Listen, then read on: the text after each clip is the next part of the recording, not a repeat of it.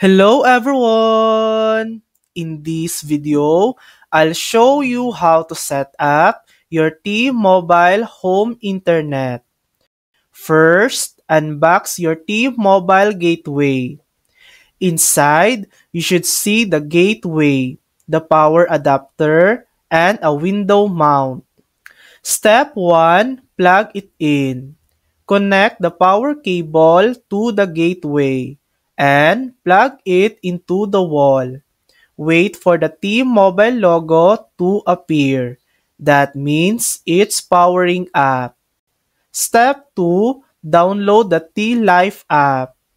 Go to the App Store or Google Play and download the T-Life app. This will walk you through the entire setup. Step 3, log in. Open the app and sign in with your T-Mobile ID or create one. Then tap Let's Go to begin. Step 4, find the best spot. The app will show you where the signal is strongest. Usually near a window is best.